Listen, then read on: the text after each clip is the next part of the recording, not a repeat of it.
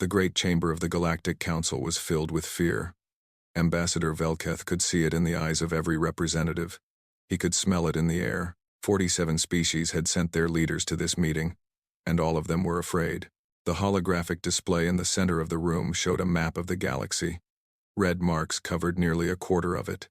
Each red mark was a world that had fallen to the Kreth dominion. "They have taken the Villani system," said Councillor Morath, his old voice heavy with grief. 12 billion souls, gone in a single day. The chamber was silent.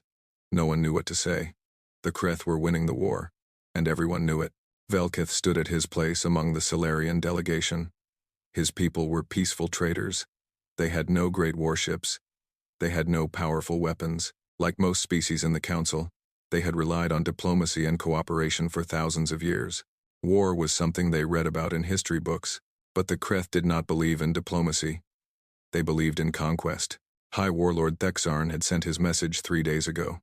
His face had filled every screen in the council chamber. His scales were black as space, and his eyes burned with cold fire. He had given them 1 galactic cycle to surrender, 1 galactic cycle to give up everything they had built. "Our combined fleet is not enough," said Admiral Kress of the Turani Republic. His forearms were crossed over his chest, and his face showed deep worry. "We have 700 warships. The Kreth have 3,000. The mathematics is simple. We cannot win. Then we must negotiate," said Representative Eula of the Mindari Collective. Her voice was soft and musical, but there was no hope in it. "Perhaps if we offer them tribute, resources, territory." "The Kreth do not want tribute," said Councillor Morath. "They want slaves. They want to harvest our populations for their labor camps. They want to break us and use us until there is nothing left." The chamber fell into silence again. Velketh looked around at the faces of the galaxy's leaders. These were wise beings, ancient beings. Their civilizations had existed for millions of years. They had solved countless problems through reason and cooperation, but they had never faced anything like the Kreth. A young voice broke the silence. "There is another option."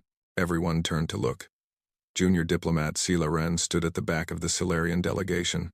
She was young by their standards, barely 200 years old. Her scales were bright blue, and her eyes were sharp with intelligence. "Speak," said Councillor Morath. "In times like these, we must hear all ideas." Sela Wren stepped forward.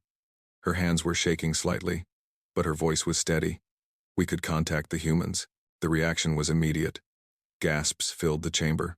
Several representatives made religious gestures of protection. Ambassador Velketh felt his blood turn cold. "Absolutely not," he said, his voice harder than he intended. "The quarantine exists for a reason." "What quarantine?" asked Representative Eula.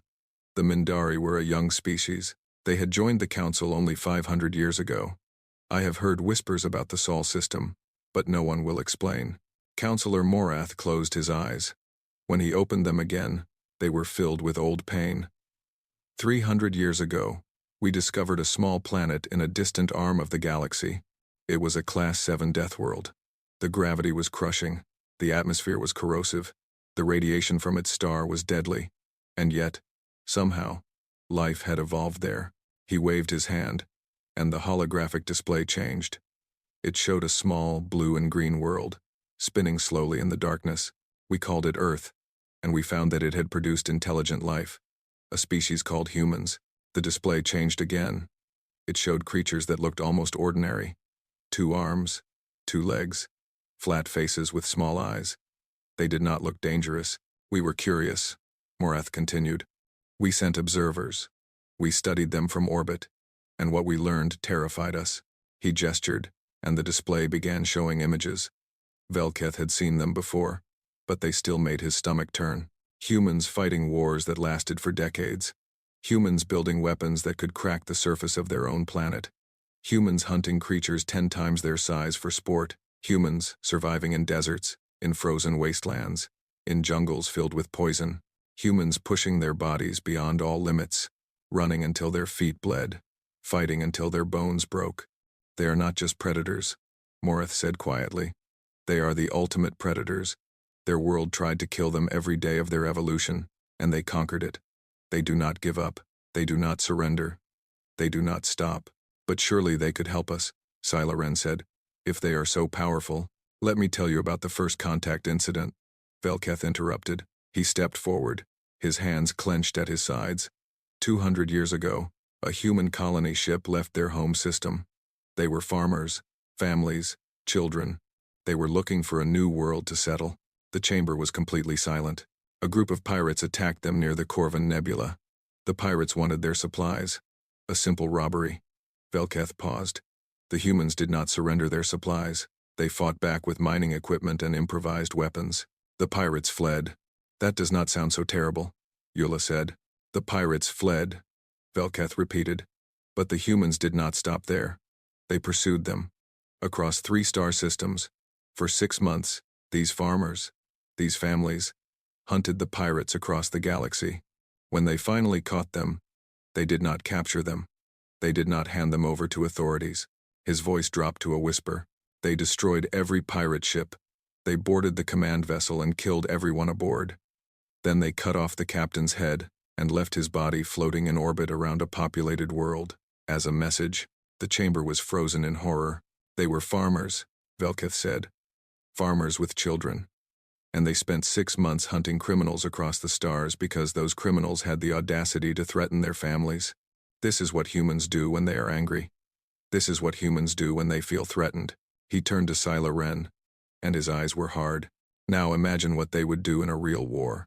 Imagine human soldiers, human generals, human weapons. They would not just defeat the Kreth. They would burn the Kreth from existence, and then they would turn those eyes on the rest of us.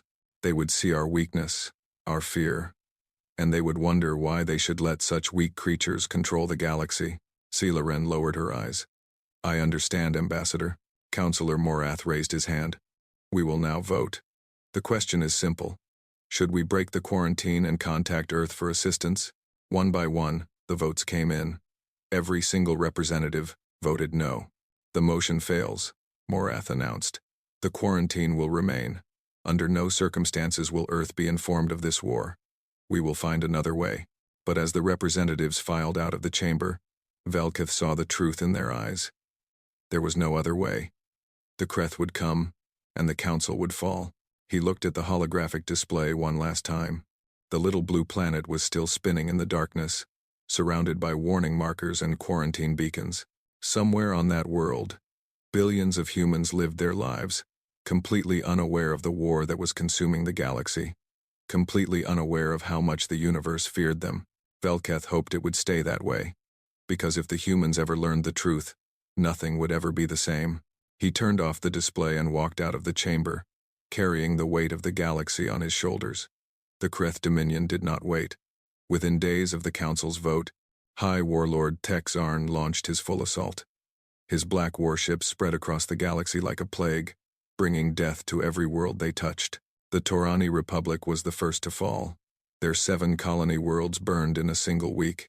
Admiral Kress died on the bridge of his flagship, fighting to the last moment. His final transmission was a warning to the other species. Run while you can. But there was nowhere to run. The Mindari Collective tried to negotiate. They sent diplomats with gifts and promises of cooperation. The Kreth listened politely. Then they killed the diplomats and invaded anyway. Representative Eula watched from a refugee ship as her homeworld was glassed from orbit. 12 billion of her people died in the fire. The Solarian trade routes collapsed. The Vorathi mining colonies went silent. The ancient libraries of the Kethar Dominion, holding knowledge gathered over 20 million years, were reduced to ash. In the council chamber, the holographic map showed more red marks every day. Half the galaxy was gone. The other half was dying. Ambassador Velketh stopped sleeping. He spent his nights watching reports from the front lines, seeing the same terrible images over and over. Cities burning, ships exploding, refugees screaming, as Kreth soldiers dragged them to slave transports. The galaxy was ending, and there was nothing he could do. Far from the war, on the edge of known space, a small Kreth scout vessel named the Fury of Conquest was running for its life. Lieutenant Drexel stood on the damaged bridge, watching warning lights flash red across every console. The battle had been a disaster. The Council forces had laid a trap, and the Fury had barely escaped. Navigation is offline, reported his second officer. We are flying blind. Pick a direction and go, Drexel ordered. Anywhere is better than here. The ship jumped into hyperspace. The engines screamed with the effort, damaged and bleeding power. Drexel knew they would not survive another jump. They needed to find a place to land and make repairs. When they dropped out of hyperspace, Drexel did not recognize the stars. The navigation computer was dead. They had no idea where they were. "Sir," said his sensor officer, her voice strange, "I am detecting a massive concentration of artificial satellites. Thousands of them, all broadcasting the same message." "What message?" The officer's scales went pale. "Warning. Quarantine zone. Do not approach. By order of the Galactic Council." Drexel felt a chill run down his spine. He had heard stories about the quarantine zone. Every Kreth soldier had. It was where the Council kept their monster locked away, their secret weapon that they were too afraid to use. "Show me," he said. The main screen flickered to life.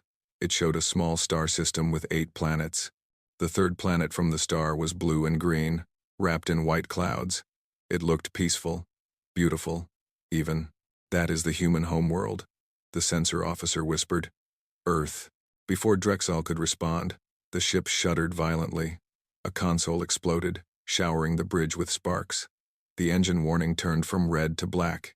"We are going down," the pilot shouted. "I have no control." The fury of conquest fell toward the edge of the system, tumbling end over end. Drexel grabbed his console and held on as the ship broke apart around him. The last thing he did before the darkness took him was activate the emergency beacon.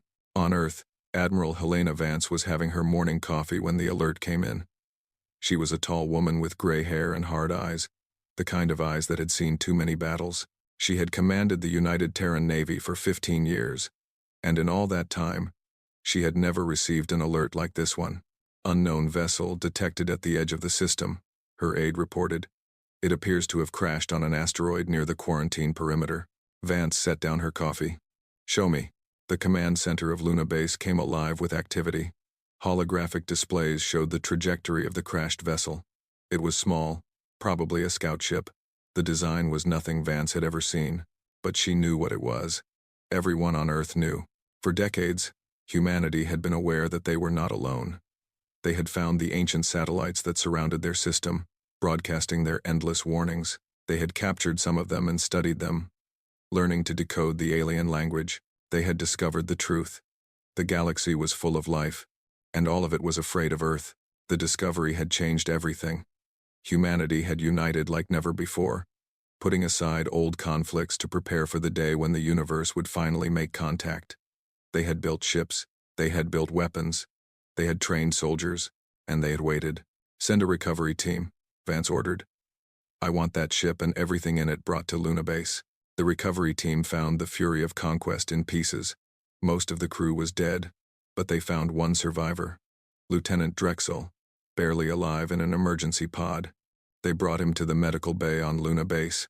The doctors worked for hours, trying to understand his alien biology. When he finally woke, Admiral Vance was waiting. "You are human," Drexel said, his voice weak and filled with fear. "The monsters of Earth. We prefer the term humans," Vance replied calmly. "But yes. Welcome to our system. Now tell me who you are, and why you are here." Drexel was too weak to resist. He told her everything. The war, the Kreth Dominion, the Council's desperate last stand, the billions who had already died. Vance listened without expression. When he finished, she asked one question. "Why did your people attack the Council?" Drexel looked at her with confusion. "Because we are strong, and they are weak. The strong take from the weak. This is the natural order." Vance nodded slowly. Then she stood up and walked to the door. "Wait," Drexel called. "What are you going to do?" She stopped, but did not turn around. "I am going to make a call." Drexel watched her go, and a terrible realization crept into his mind. He had led the humans to the war.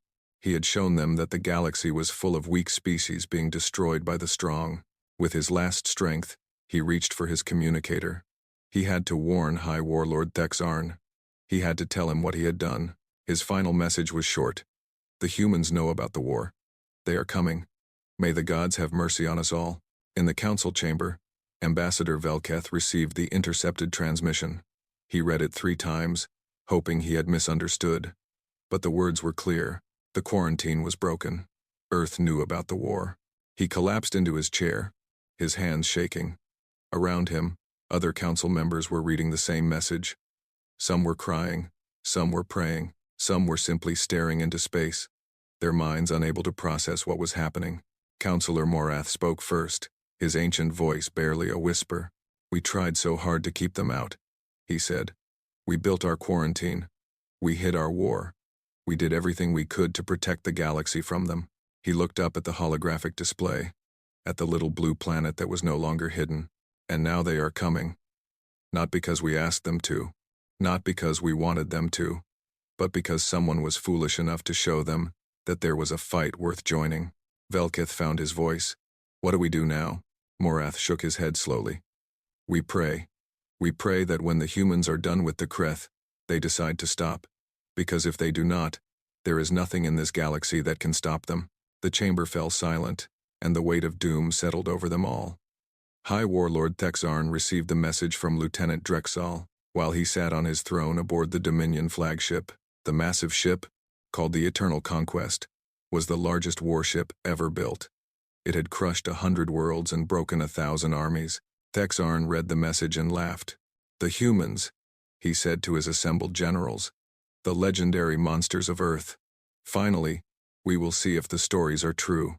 "My lord," said General Krathos, his most trusted commander, "perhaps we should be cautious. The Council's quarantine has held for 300 years. They must have had good reason." "The Council are cowards," Thexarn replied. "They fear everything. They hid from war for 1,000,000 years while we built an empire. Whatever these humans are, they cannot be worse than the armies we have already destroyed." He stood up from his throne, his black scales gleaming in the dim light. "Send a battle group to the Sol system. 15 warships should be more than enough. Capture some humans alive. I want to study them, learn their weaknesses. Then we will add Earth to our empire." The battle group departed within the hour. 15 of the Kreth's finest warships, commanded by Captain Vex Nar, one of the Dominion's most decorated officers. He had conquered 12 worlds and never lost a battle. The journey to Sol took 3 days. When the Kreth fleet dropped out of hyperspace at the edge of the system, Captain Vex Nar studied the human defenses with contempt. "Is this all they have?" he asked. "A few dozen ships? Orbital stations? This will be easier than I thought." His sensor officer reported. "They are hailing us, Captain. Put it through." Admiral Helena Vance appeared on the screen. She was sitting in a simple chair, wearing a plain uniform. She did not look afraid. "Unknown vessels," she said calmly. "You have entered Terran space without authorization. You have 30 seconds to withdraw." Captain Vex Nar laughed out loud. His crew joined him. The idea that this small, soft creature was threatening them was the funniest thing he had heard in years. "Little human," he replied, still chuckling. "I am Captain Vex Nar of the Kreth Dominion. We have conquered half the galaxy. We have destroyed fleets 100 times the size of yours. You will surrender immediately, or we will take what we want by force." Vance did not react. Her expression remained perfectly calm. 20 seconds, she said. Vexnar stopped laughing. There was something in her voice that made him uncomfortable. Not fear. Something else. Something cold. "You are making a mistake," he said. "We will burn your cities and enslave your people. We will." 10 seconds. "Enough." Vexnar slammed his fist on his console. "All ships, advance, destroy their fleet, and capture survivors."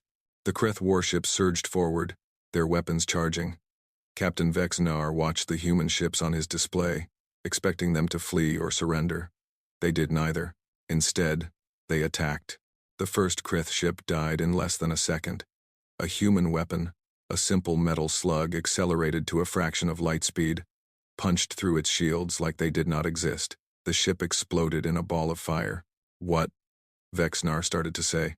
The second ship died. Then the third. Then the fourth. The humans were not fighting like any species the Kreth had encountered. They were not careful. They were not defensive. They attacked with everything they had, closing to point-blank range, firing weapons that should have been too primitive to penetrate Kreth armor. But the weapons worked. They worked terribly well. "Return fire!" Vexnar screamed. "Return fire!" His ships tried. Their energy beams found their targets, scoring hits on the human vessels. But the humans did not stop. Ships with holes in their hulls kept fighting. Ships with engines on fire kept advancing. Ships that should have been dead kept killing. A human destroyer, its entire front section destroyed, rammed directly into a Kreth cruiser. The collision destroyed both ships instantly, but just before impact, Vexnar heard something on the open communication channel. The human crew was laughing. "They are insane," his sensor officer whispered. "They are completely insane." The battle lasted 17 minutes. When it was over, 13 Kreth warships were destroyed. Only 2 escaped, their engines damaged, their crews broken. Captain Vexnar was not among the survivors. His flagship was boarded by human Marines in the final minutes of the battle. The Marines fought through his crew with weapons and fists and teeth. When they reached the bridge, Vexnar tried to surrender. The Marine commander, a young woman with blood on her face and fire in her eyes, looked at him with an expression he did not understand. "We do not accept surrender from slavers," she said. Those were the last words Captain Vexnar ever heard. The 2 surviving Kreth ships limped back to the Dominion with their terrible report.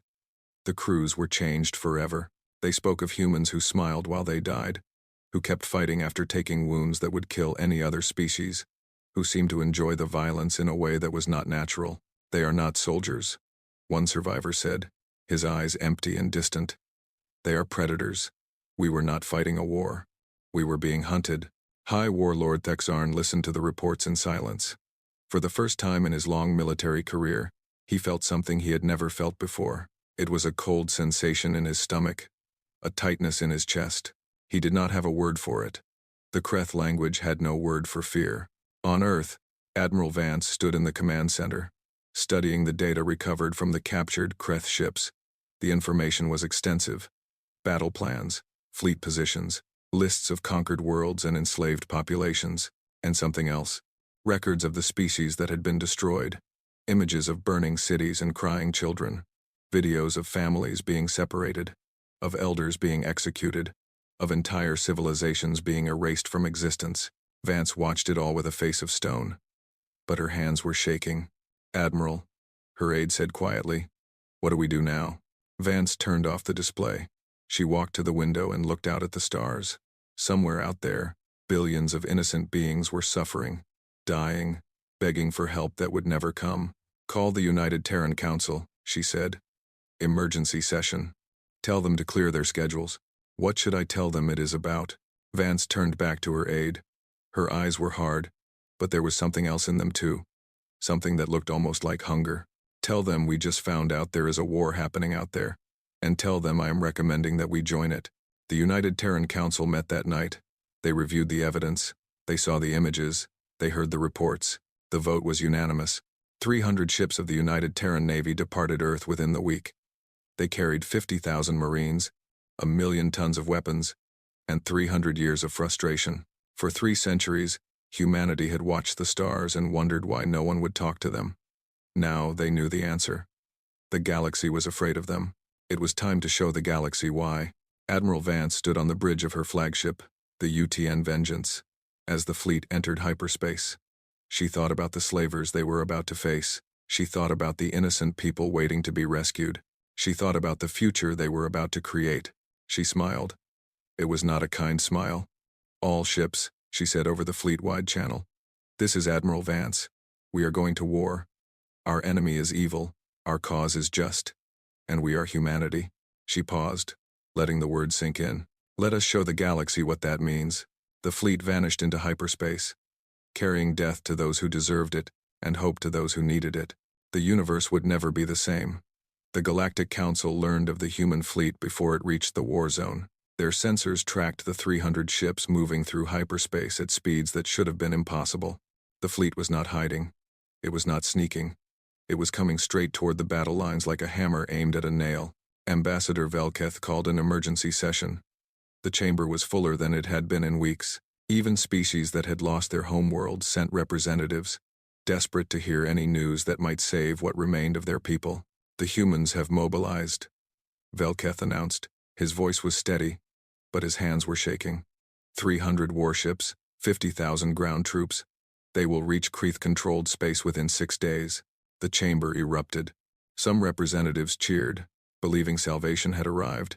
Others wept, knowing that salvation came with a terrible price. Most simply sat in stunned silence, unable to process what was happening. Counselor Morath raised his hand for quiet. When the noise finally died down, he spoke in his ancient, tired voice. We must be clear about what this means. The humans are not coming to save us. They are coming because they found a fight. There is a difference. What difference? Asked a young representative from the Vorathi mining colonies. They will destroy the Krith. Is that not what we wanted? Morath shook his head slowly. Let me tell you something about humans. Our archivists have studied them for 300 years. We have watched their history. We have analyzed their behavior. And we have learned one important truth. Humans do not know how to stop. He gestured, and the holographic display came to life. It showed a planet, green and blue, covered with markings that represented conflicts. This is Earth's history of war. Every red mark is a major conflict. Notice that there are no gaps. From the moment they developed civilization, humans have been fighting. Not because they are stupid, not because they are evil, but because something in their nature drives them to compete, to struggle, to overcome. The display changed, showing more detailed information. Numbers, statistics, casualty figures. In their recorded history, they have killed over 1 billion of their own kind in wars. 1 billion. And they kept going. They developed weapons that could destroy their entire planet. And they still kept fighting. They fought over land. They fought over resources. They fought over ideas. They fought over pride. Morath turned to face the assembly, his old eyes filled with sorrow. Now ask yourself this question. If humans are willing to kill 1 billion of their own species in pursuit of victory, what will they do to species that are not their own? The chamber was silent. The hope that had briefly flickered in many eyes was dying. But they are fighting the Kreth, someone said weakly. They are fighting our enemy. Today, Morath replied. But what about tomorrow? What happens when the Kreth are gone and the humans look around at the rest of us? What happens when they decide that we are weak, that we cannot be trusted to protect ourselves, that we need to be managed for our own good? Ambassador Velketh stepped forward. Counselor Morath speaks the truth, but we cannot simply let the humans do whatever they want. We must communicate with them. We must try to establish boundaries. We must make them understand that the galaxy does not belong to them. And how do you propose we do that? Asked Representative Silaren. She had been quiet throughout the meeting, watching and listening. They did not ask our permission to mobilize. They will not ask our permission to fight. What can we possibly say that will make them listen? Velketh took a deep breath. We send an envoy. We explain our concerns. We ask them, respectfully, to return home and let us handle the Kreth ourselves. Laughter broke out in parts of the chamber. Bitter, hopeless laughter. Handle the Kreth ourselves? Someone called out. We have lost half the galaxy. We have no army. We have no hope. What are we going to handle them with? Harsh language. Perhaps that is exactly the point, Silaren said, standing up. Her voice was calm and clear. We tell the humans the truth. We tell them that we know what they are. We tell them that we are afraid of them. And we ask them, as one civilized species to another, to show mercy. The chamber fell quiet. You would beg? Velketh asked. I would ask, Silaren replied. There is no shame in asking. There is no weakness in honesty. If the humans are truly as dangerous as we believe, then our only hope is to appeal to whatever compassion they might possess. Counselor Morath nodded slowly. The young diplomat speaks wisdom. Very well. Who will go? Silaren straightened her shoulders. I suggested it. I will go. She departed within the hour, aboard a small diplomatic vessel. The journey took 4 days. When she dropped out of hyperspace, the human fleet was waiting. 300 ships hung in the darkness of space. They were not like Kreth warships, all black angles and aggressive spikes. They were simpler, cleaner, but there was something about them that made Silaren's scales crawl. They looked like tools designed for a single purpose. Attention, unidentified vessel, a human voice said over the communication channel. This is the United Terran Navy. Identify yourself and state your business. I am Junior Diplomat Silaren of the Solarian Conclave, representing the Galactic Council, she replied, keeping her voice steady. I request permission to speak with your commander. There was a pause. Then, permission granted. Dock at Bay 7 of the UTN Vengeance. Silaren's ship was guided into the massive flagship. She was escorted through corridors filled with human soldiers. They were smaller than she expected, with soft skin and no natural weapons, but they moved with a confidence that frightened her. They walked like predators. Admiral Vance met her in a simple meeting room. The human commander was older, with gray hair and lines on her face. She did not stand when Silaren entered. She simply gestured to a chair. Sit. Talk. Silaren sat. She had prepared a long speech, full of diplomatic language and careful phrases, but looking into Vance's hard eyes, she decided to abandon it. I am here to ask you to turn back, she said. The Galactic Council is grateful for your willingness to help, but we do not require your assistance. We will handle the Kreth ourselves. Vance's expression did not change. How? We will find a way. You have lost half the galaxy. Billions are dead. Billions more are enslaved. Your combined fleet has been destroyed. And you will find a way? Silaren felt her resolve weakening. We have survived crises before. Not like this. Vance leaned forward. Let me tell you what is happening right now. On Kreth slave worlds, families are being separated. Children are being taken from their parents and sent to labor camps. Elders are being executed because they are too old to work. This is happening right now, while we sit here talking. I know, Silaren whispered. We all know. Then you know why we are here. Silaren gathered her courage. Admiral, I must be honest with you. The Council is afraid. Not of the Kreth. Of you. We know what humans are. We have studied your history. We have seen what you do to your enemies. We have seen what you do to yourselves. She expected anger. Instead, Vance nodded slowly. You are right to be afraid. We are dangerous. We know this about ourselves. Then why? Silaren asked. Why are you coming to fight a war that does not involve you? Vance was silent for a long moment. When she spoke again, her voice was different. Softer, somehow. Do you have children, Ambassador? Silaren nodded. 2 daughters. What would you do if someone took them? If someone hurt them? If someone told you that you were not strong enough to protect them? I would do anything, Silaren said without hesitation. I would burn worlds to get them back. Vance smiled. It was a strange smile, both gentle and terrifying. Now you understand humans. We have seen the images from the Kreth slave worlds. We have seen the children in cages. We have seen the families torn apart. And something inside us cannot let that stand. She leaned back in her chair. You are right that we are dangerous. You are right that we do not know how to stop. But ask yourself this. If we are as dangerous as you say, what do you think we will do to anyone who enslaves children and burns families alive? Silaren had no answer. Go home, Ambassador, Vance said. Her voice was not cruel, but it was final. Tell your council to evacuate the war zones. Clear civilian populations from the battle areas. And stay out of our way. She stood up and walked to the door. Before leaving, she turned back one last time. We are not here to conquer the galaxy. We are here because someone needed help, and no one else was willing to give it. When the Kreth are gone, we will go home. You have my word. Silaren looked into her eyes, searching for any sign of deception. She found none. How can I trust that? Vance shrugged. You cannot. But you do not have a choice. So I suggest you hope that humans are better than you fear. She left, and Silaren was escorted back to her ship. As she flew away from the human fleet, she looked back at the 300 vessels that were about to change the galaxy forever. She did not know if she should feel hope or terror. Perhaps, she thought, both were appropriate. High Warlord Thexarn chose Velcara Prime for his final stand. It was a fortress world, the heart of Kreth military power. 3,000 warships gathered in orbit. 2 million soldiers waited on the ground. Every weapon, every resource, every soldier the Dominion could spare was brought to this single system. Thexarn stood on the bridge of the Eternal Conquest, watching his fleet assemble. He had conquered half the galaxy. He had crushed armies that outnumbered him 10-1. He had never lost a war, but for the first time, he was afraid. The reports from Sol had changed everything.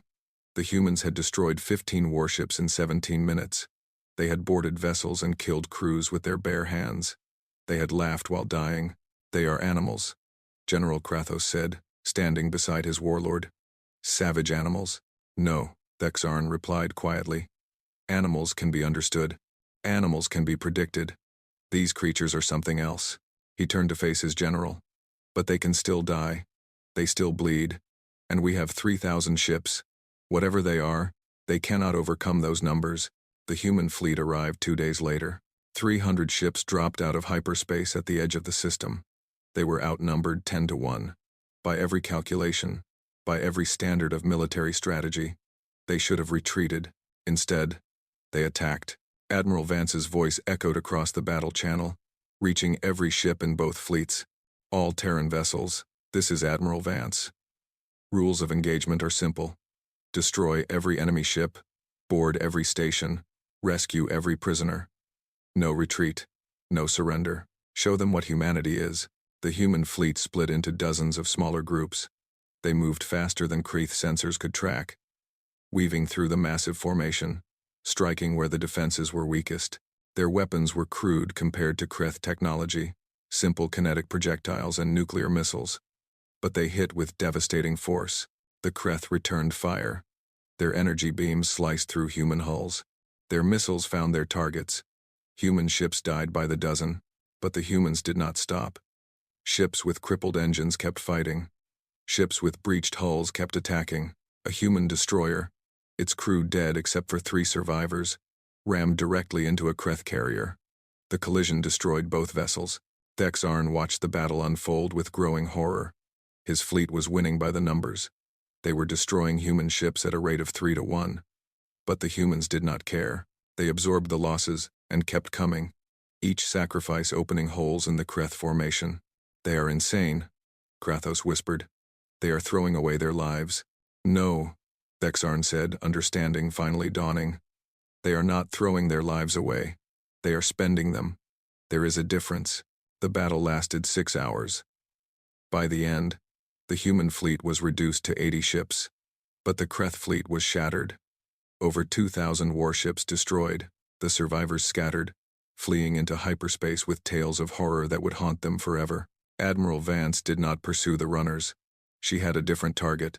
All remaining vessels, she ordered, concentrate on the flagship.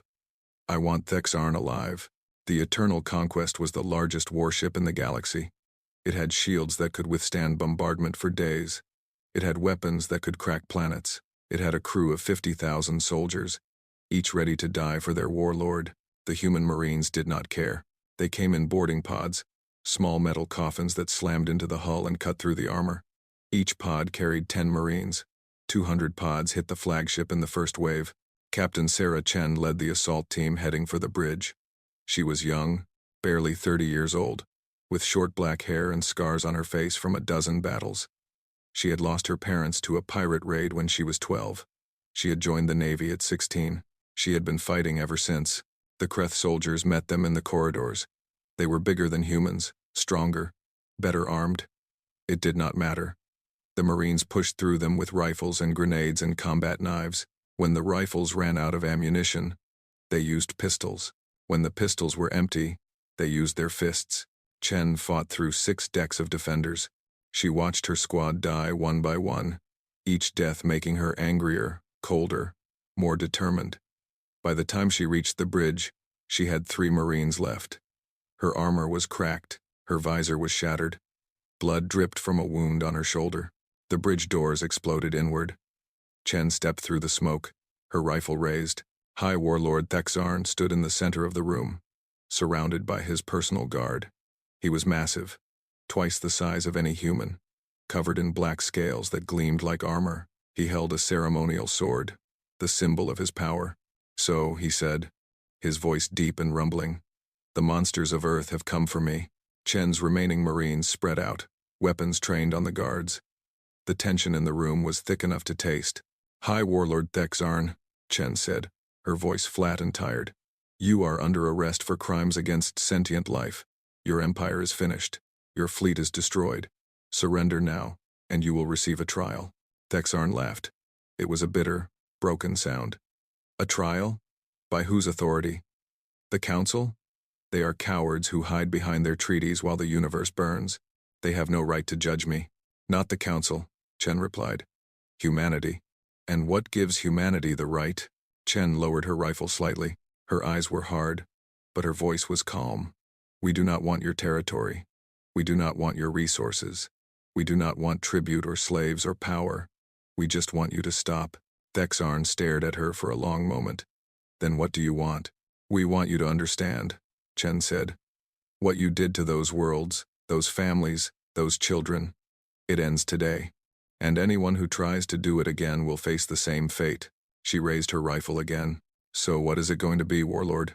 Trial or death? Thexarn looked at his guards. They were loyal, but they were also terrified. The humans had already cut through thousands of Kreth soldiers to reach this room.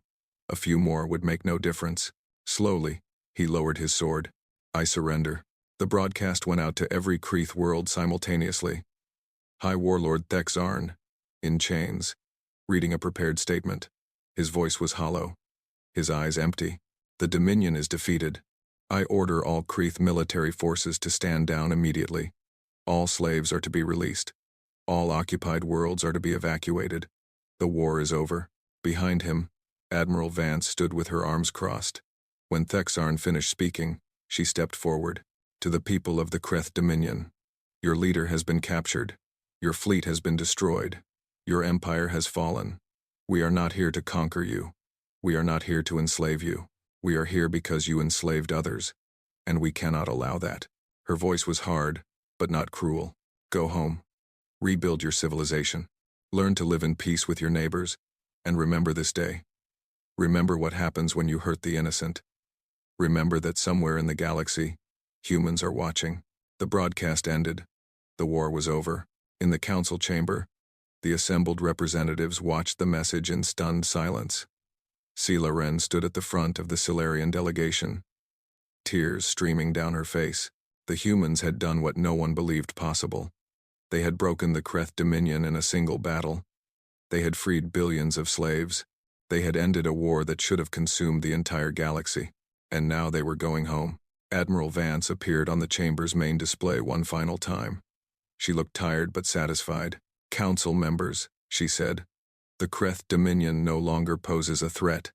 Their military is destroyed. Their leadership is captured. And their slaves are being liberated as we speak. Terran forces will remain in the region for 6 months to assist with humanitarian efforts. Then we will withdraw to Sol. She paused, choosing her next words carefully. I know you are afraid of us. I understand why. Humanity is dangerous. We know this about ourselves. But I want you to understand something. Her eyes seemed to look at each representative individually. We are not here to rule the galaxy. We are not here to replace the Kreth as your conquerors. We came because someone was hurting people who could not defend themselves. And we do not tolerate that. She took a breath. The quarantine zone around Sol is over. We are joining the galactic community, not as conquerors, but as neighbors. We will trade with you. We will cooperate with you. We will protect you if you need protecting. But we will never bow to you. And we will never let anyone bow to us. Her expression softened, just slightly. Give us a chance. You might find that we are better than your fears. The transmission ended. The chamber was silent for a long moment. Then, slowly, Councillor Morath rose to his feet. I have lived for 2,000 years, he said. I have seen empires rise and fall. I have seen species evolve and go extinct. I have seen wonders and horrors beyond counting. He turned to face the assembly, his old eyes bright with something that might have been hope, but I have never seen anything like this. A species that fights like demons but chooses to protect strangers. A species that could conquer the galaxy but chooses to go home. A species that terrifies us but asks only to be our neighbors. He shook his head slowly, a smile playing at the corners of his mouth. Perhaps we judged them too harshly. Perhaps we saw their capacity for violence and missed their capacity for mercy. Perhaps terror and hope can wear the same face. Sela Ren stepped forward. What do we do now? Morath looked at the holographic display, at the little blue planet that had sent its children across the stars to save people they had never met. We accept their offer, he said. We open trade. We establish embassies. We learn to live beside them. And we hope, pray, and trust that they meant what they said. He turned back to the assembly. The humans have shown us what they can do when they are angry. Now let us discover what they can do when they are at peace. The vote was unanimous. The quarantine was officially lifted. Earth was welcome in the galactic community. On the bridge of the UTN Vengeance, heading home, Admiral Vance received the news with a quiet nod. She looked out at the stars, at the vast universe that humanity was finally joining. Well, she said to no one in particular, that is a start. Behind her, the fleet sailed on through the darkness, carrying soldiers who had seen the worst of the universe and chosen to fight for the best of it. The galaxy would never forget what they had done, and humanity would never stop watching. Some called it a threat, others called it a promise. In the end, it was both.